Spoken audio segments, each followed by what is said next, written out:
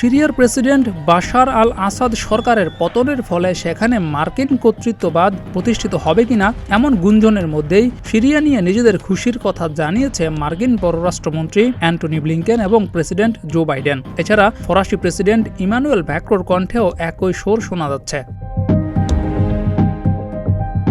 Syria ছিল Russia এবং ইরানের গুরুত্বপূর্ণ বন্ধু। বাশার আল আসাদ থাকার সময়ে এই সিরিয়ার উপর কর্তৃত্ব ছিল ইরান এবং রাশিয়ার। এখানে মার্কিনরা কোনো দাপট দেখাতে পারেনি।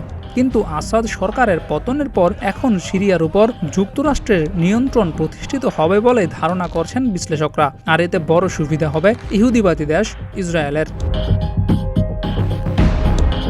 আসাদ সরকারের পতনের পর মার্কিন পররাষ্ট্রমন্ত্রী অ্যান্টনি ব্লিংকেন বলেছেন, আসাদ সরকার নিজেই তাদের পতনের জন্য দায়ী। দেশে গ্রহণযোগ্য রাজনৈতিক প্রক্রিয়া না থাকা এবং রাশিয়া ও ইরানের সমর্থনের উপর নির্ভর করাটাই তার পতনকে অবশ্যম্ভাবী করে তুলেছিল।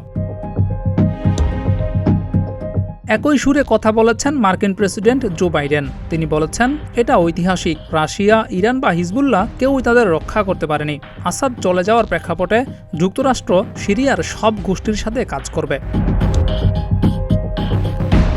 অন্যদিকে ফরাসি প্রেসিডেন্ট ইমানুয়েল ম্যাক্রো বলেছেন, একটি বর্বর রাষ্ট্রের পতন হয়েছে।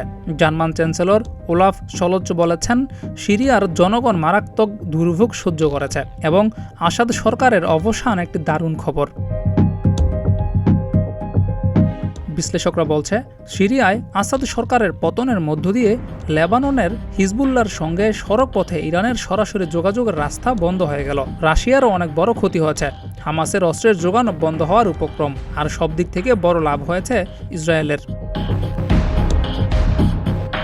জিয়াউর রহমান, প্রতিদিনের বাংলাদেশ।